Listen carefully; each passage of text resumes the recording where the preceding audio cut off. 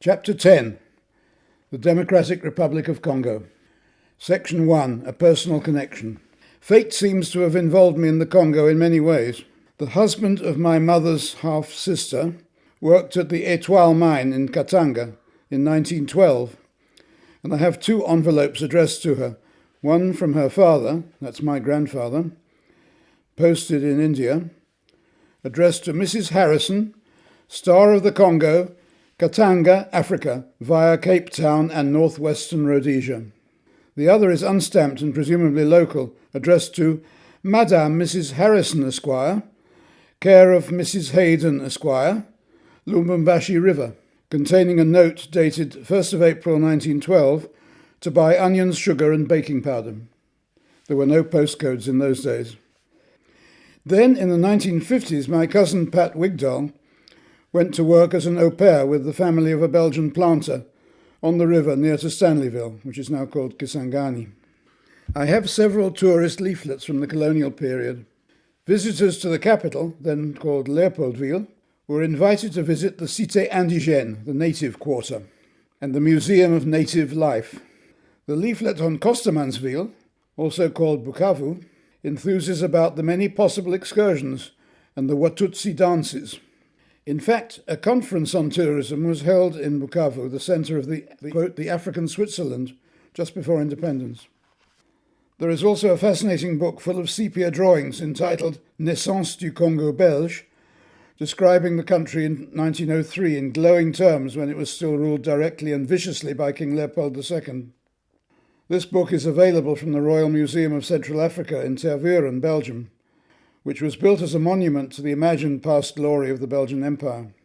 As I write, this place is being modernised and hopefully being made more culturally and racially sensitive.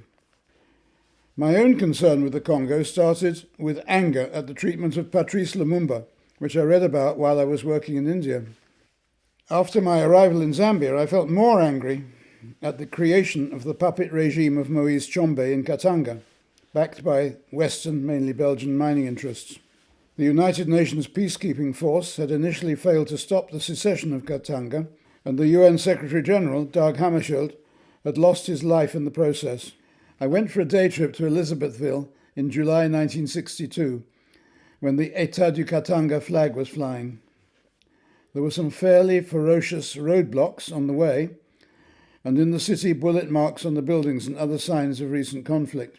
Soon after this visit, the UN ended the secession, although Tshombe himself briefly served as Prime Minister of the whole Congo in 1964 to 65.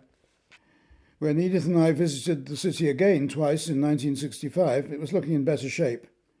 It was a contrast to Zambia to see tree-lined boulevards and the women wearing national dress proudly. When we were working in Mufulira in 1955, I often visited the bar in Mokambo, just across the border. Going home on leave from Kalomo in 1967, we flew on Air Congo, using their limousine service to the recently renamed Lubumbashi. We were puzzled when, on leaving Ndola, the driver stopped at a local market and bought a large piece of meat.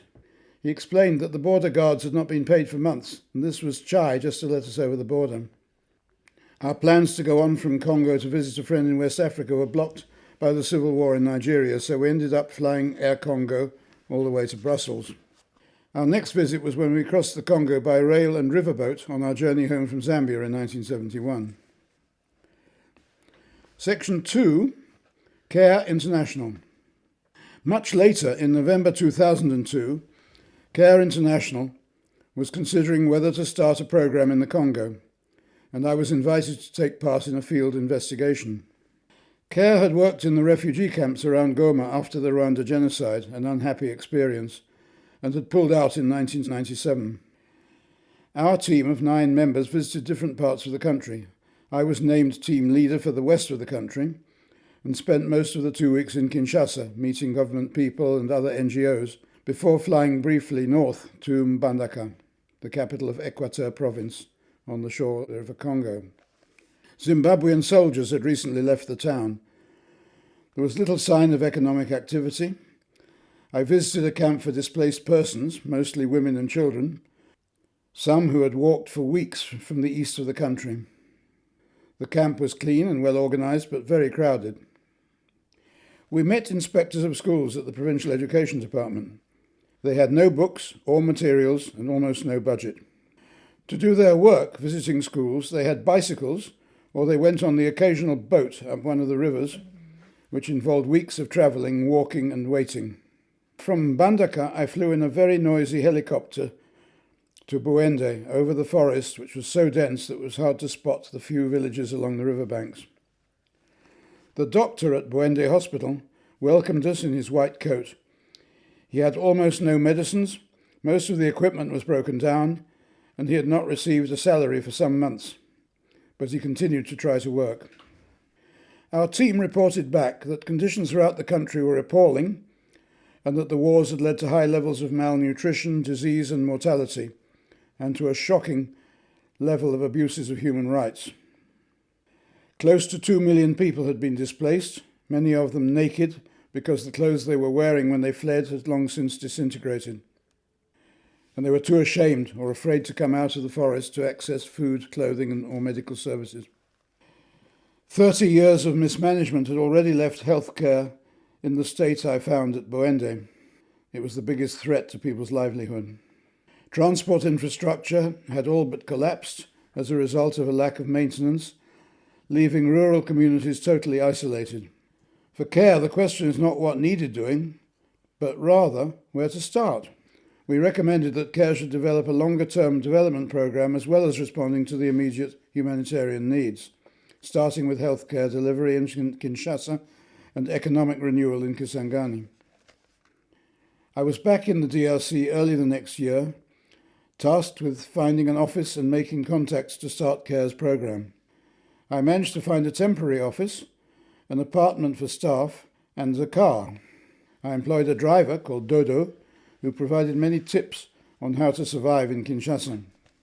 Dodo regretted one day not noticing in time that one of the men trying to sell us a car was in fact the well-known musician Madilu of Madilu System. I took a UN flight to Kisangani, the DRC's third city and former diamond capital, to discuss plans for CARE's work there. The roads to this place had been cut for many years and riverboats were unreliable. The streets were very quiet. There were almost no cars or motorbikes, just bicycle taxis, many of them carrying what appeared to be bricks. These turned out to be packets of Congolese franc notes. I stayed in the cathedral complex, a few doors from the room where it was proudly announced Pope John Paul II had slept on his visit in 1980, which he apparently enjoyed. They said he had performed a soft shoe shuffle with the teenage girls who were singing his praises. Then, for part of 2003 and 2004, I was based in Goma, the capital of North Kivu province, which hit the headlines in 1994 when it was surrounded by the vast camps for the refugees occasioned by the genocide in Rwanda, where CARE had previously worked. I was in fact in Kinshasa in January 2002 when Goma was in the headlines again. Nyiragongo, the mighty volcano which is easily visible from the city, erupted, as it had done at least 18 times since 1884. A river of flaming lava flowed through Goma's city centre and into Lake Kivu, which borders the town on the south side, destroying everything in its path. There were a few human casualties, mostly caused by explosions, when the lava hit petrol stations. But the main losses were buildings, roads, housing and cultivable land. Most of the people had managed to flee across the edge of the town into Rwanda or towards the west. When I got there a year after the eruption, the main street had been reopened, although not tarred. The thick deposit of lava meant that on either side you could see only the roofs and upper windows of former buildings, and the wrecks of cars, lorries and containers swept away by the flow. The lava, now hard rock, covered half the airport runway, which made flights by large planes very risky. Some people's faith in God was reinforced by the fact that the north wall of the Catholic cathedral was almost the only structure that had resisted destruction. Section 3, Concern Worldwide. In 2003, I was taken on as the temporary head of the Irish agency Concern Worldwide in Goma. One of our main programs was to work with the National Research Institute to disseminate public safety information about the volcano. We had a team of animateurs who ran workshops in schools, and throughout the community to educate the population. Information panels had been erected in each part of town, with flags coloured from green through shades of orange to red to indicate the level of risk. The risk was not only from a major eruption, but from gas which escapes from cracks in the ground in the town and into the water of the lake. Another of our projects was to support small-scale farmers along the road to Masisi with donated goats, whose kids were then shared with neighbours, and also with tools and seeds for market gardening. Life in Goma itself was quiet, as people were slowly rebuilding their houses and their livelihoods. The town centre had regular electricity and running water. The hotels by the lake were reviving, and those who could afford it dined out with views over the water. Mobutu's relatively modest palace now housed the provincial governor. Concern also worked in Kasongo in Maniema province. This had been the capital of the large area ruled by the Zanzibari ivory trader Tipu Tib, who settled in the town in 1875, but who later returned to Zanzibar and left Kasongo in the hands of King Leopold's Congo Free State. A monument in the little town celebrated Tipu Tib's defeat. The flight to Kasongo often did a tour of the south of the country, so I got glimpses of Kalemi on the shore of Lake Tanganyika and Pweto on Lake Mweru on the short border of Zambia. Concern's man in Kasongo was a rather dour Quebecois who had established an office and a small house with solar panels. There was a nutrition program run by the very dynamic Moise Katongo and an agricultural exchange program in some of the villages run by the equally impressive Christophe Asongwa. Kasongo's airstrip was a grassy space some distance from the town, and just beyond the airstrip was the River Congo, crossed by a rusty but functioning ferry. A few kilometres further on was the small town of Samba, with its station on the railway line linking Kindu, the capital of Maniema province, with Katanga in the south. This line had been out of service for 6 years. The Anglican Bishop of Maniema was in England for the Lambeth Conference in 1998, but he was determined to return to his diocese. He described his journey home to Kindu on one of the last trains to get through in August 1998. It took him 9 days from Lubumbashi, and the conditions grew worse by the day, with no food and little water. Over the next few years, a thick undergrowth of bushes and even some fast-growing trees had smothered the rails. People began to believe that the train, the lifeline for their palm oil, cotton, groundnuts and rice, would never run again. They gave up cultivating except for their own family needs. They could not sell their crops. But Concern and 4 other agencies, with a grant from USAID, decided to work to reopen the line, taking responsibility for different sections. Concern was responsible for 112 kilometres. Local villagers were given food and pocket money, and they cleared the tracks of vegetation. There were huge anthills too close to the line, and inside these the queen ant had to be traced and removed to stop the anthill building up again. Drainage ditches had to be dug or deepened. Railway staff, who had not been paid for 7 years, checked the gauge and clearance and got ready to live normal lives again. The man in charge of the office at Samba Station told me that he'd had to hide for several months as the rebel soldiers thought he had money stashed away somewhere. They smashed the huge safe at the station and found almost nothing in it. I chanced to be in Kasongo when the 3rd train since reopening was due. We went to Samba to witness the scene. It was Sunday morning, and word had come that the train was expected at midday. People started pouring onto the station. Children were everywhere. Then, with a shriek of its whistle, the long train of 7 coaches and 4 goods wagons rolled over the level crossing into the station. Cheers sounded around the sleepy little town. The faithful rushed from their churches. Everyone was at the station. Most of the passengers seemed to be traders, bringing all kinds of goods to sell, new and second-hand clothes, shoes, batteries, padlocks, sweets and beer. They turned the station into a huge market. Sadly, most of the people had no cash, so some of the fun was just window shopping. The local mamas were active too. They created a kind of station buffet, setting up tables and selling ugali with chicken and vegetables. Others were selling bananas, carved wooden spoons and other local handicrafts. The traders had brought with them as many yellow jerry cans as they could carry, which they would fill with palm oil on the return journey, injecting fresh cash into the local economy. A sad footnote to this story is that there was a terrible accident not far from Samba in 2005. At least 60 people were killed when the train crossed a bridge. In the words of the state governor, there were lots of people and goods on the roof. When the train was crossing over the bridge, the beams supporting the bridge swept people and goods off the train and into the river below.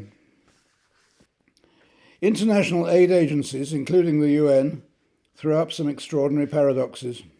When needs are properly assessed, the work they do is useful and important, but they distort the local economy, creaming off many of the best qualified local people and paying them well, though not as well as the expatriates doing the same work.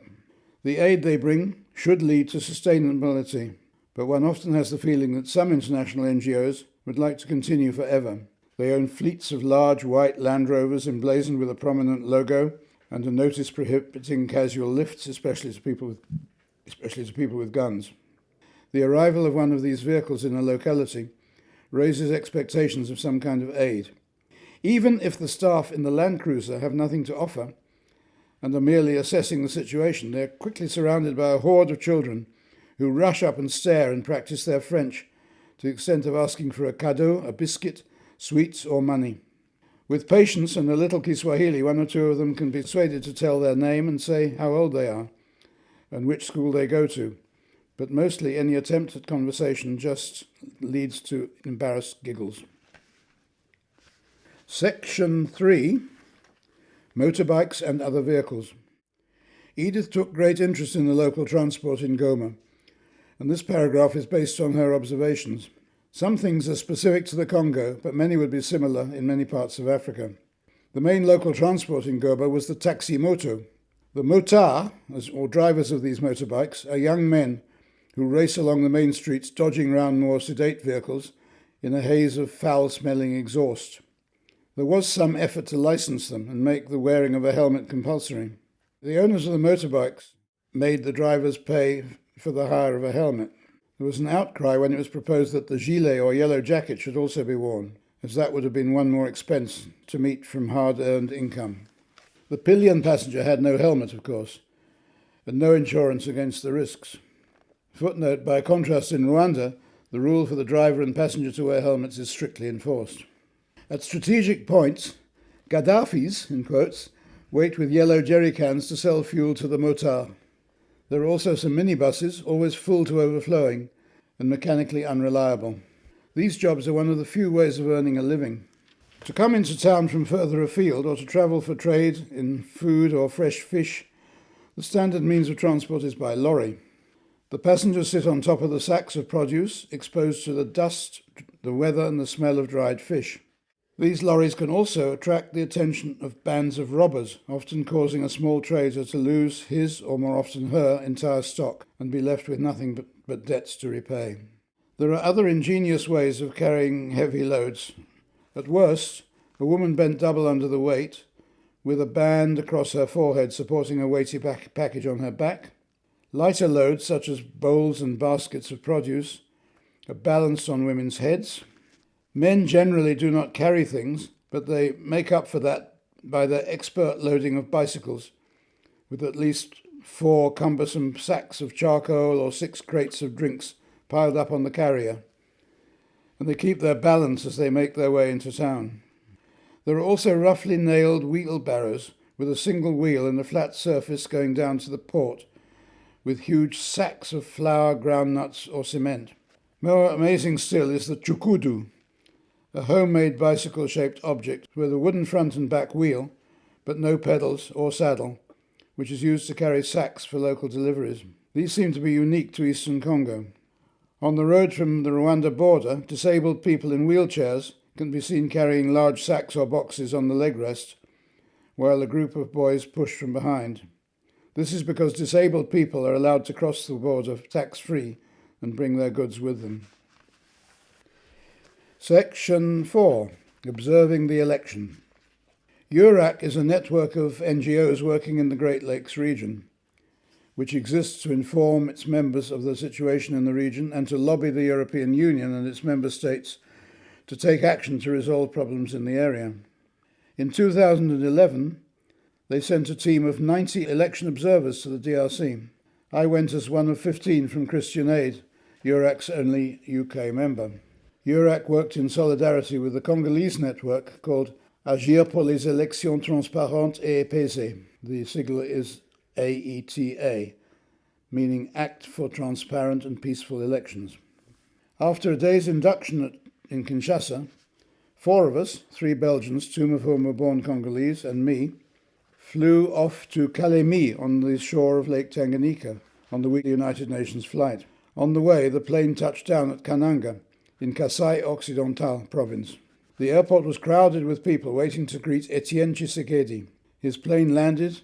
Out stepped the aged opposition leader, and the huge crowd swarmed all over the runway. Arriving in Kalemi, we could see the coast of Tanzania in the far distance across the lake. We were supported by 2 local observers who found us a very basic hotel. The smart Hôtel du Lac, which is shown on the internet, was an empty shell with bits of furniture scattered all over the floor. There was little choice of food in the town. We found a little local thatched restaurant or went to the canteen at the UN base.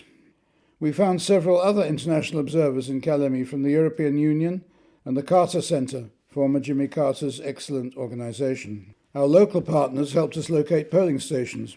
These are nearly always school classrooms. A large school counts as a polling center, and there can be up to 27 polling officers in one school, each one dealing with about 500 voters. The lists of registered voters were posted outside the polling station. Due to computer error, some did not find their names, and the news that they could vote despite this was only announced 2 days before polling. Each candidate was identified by a number, and most voters memorized the number they wanted to vote for. 1 to 11 for presidential candidates, and from 1 to 116 for the members of parliament. Thus, even illiterate people could find the number or the photo of their candidate. Some just said they wanted to vote for the smiling man, meaning President Kabila. The ballot papers were therefore huge and hard to read in the semi-darkness of the polling booths, so the use of numbers really worked. In the 3 days before the vote, we tried to visit polling stations to see if they were ready. Some were not, but an impressive effort by local officials meant that by election day most of them managed to open on time. Yet the ballot papers only reached Kalemi at midday on the Sunday, and the election started at 6 a.m. on the Monday, and transport was short and the roads mostly awful. We moved around during election day, sitting in some of the stations with the witnesses from different political parties. It was very peaceful. This was an area where Kabila was popular, and his score, without any sign of cheating, was around 90%. Voting ended at 5 p.m. and counting immediately began. My polling station was one of the quickest, and the presidential result was counted by 10 p.m. I did not stay up for the parliamentary count to be finished. The results were then posted outside each office. The witnesses from the biggest opposition party, the UDPS of Etienne Tshisekedi, sent their figures from all over the country to the party headquarters, and on that basis he claimed to have won 54% of the vote. A report with the results from each station was then sent to the local electoral commission office to be compiled. In Kalemi, this office consisted of 4 smallish rooms piled up with parcels of voting reports all over the floor and up the stairs. Not an ideal space for calm calculation. The compiled results would then be sent on to Kinshasa. I got the impression that the election officials and the compilers were working honestly and very hard for almost no pay. For the election, they had to work from 5 a.m. to perhaps 4 a.m. the next day with no food. Election observers cannot easily stay for months, but it's a pity that they have to focus on the day itself, when most people in fact vote freely. What also should have been taken into account are the period before the election, when most of the media would have you believe that nobody existed but Kabila, and where his money paid for posters, sunshades, T-shirts and more, and then also the period after the election when the votes are finally being compiled, and there are opportunities for people to provide false ballot papers or destroy ones they do not like. In the event, the official results nationwide gave Kabila 49%, and Tshisekedi, the main opponent who cried foul, 32%.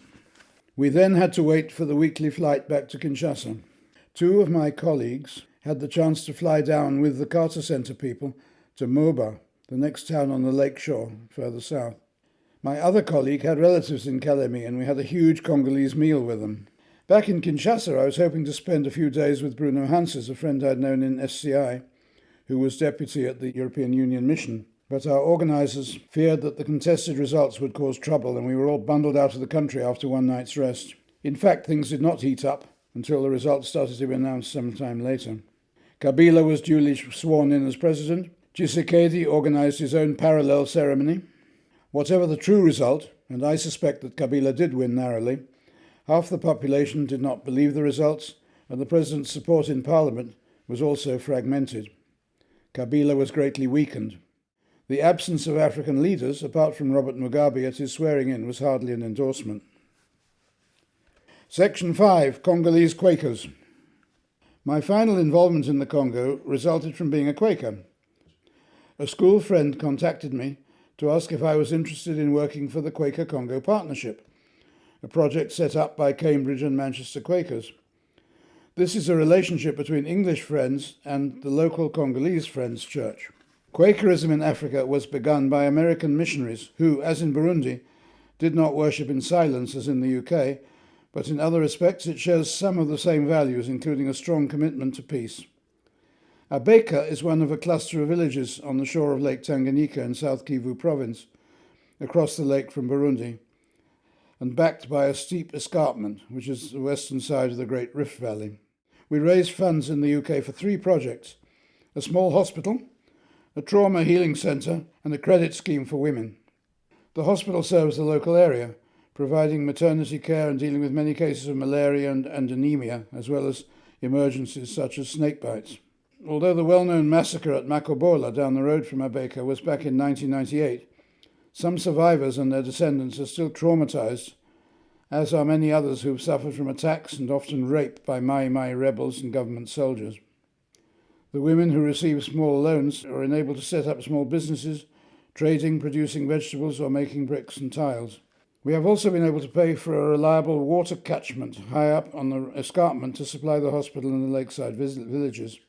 This has led to a big drop in the number of waterborne diseases. I have visited Abeka 3 times and have seen the positive effect of this funding, but as in any charitable scheme, we have to watch against creating dependency. Patients pay something towards their treatment, and the Congo government sometimes subsidises salaries, but sustainable local funding will eventually have to be found. What hope is there for the Congo's future?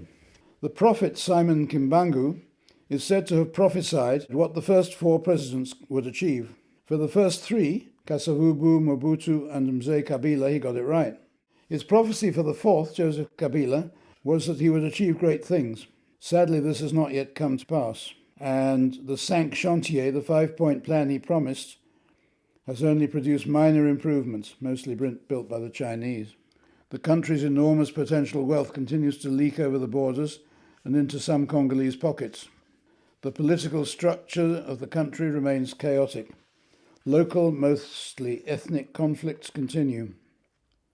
Perhaps the country is just too big to control, and clearly some regions, notably Katanga and Kivu, are pulling away from the weak centre. As I write, Kabila has been behaving more and more dictatorially, and he has postponed elections way beyond his legal mandate. The powerful Catholic Church has turned against him, as has a majority of the population. I've learnt much about the Congo from my friend Chris Berwarts, formerly of SCI Belgium, who has researched and written about DRC. Like him, I find it hard to be optimistic.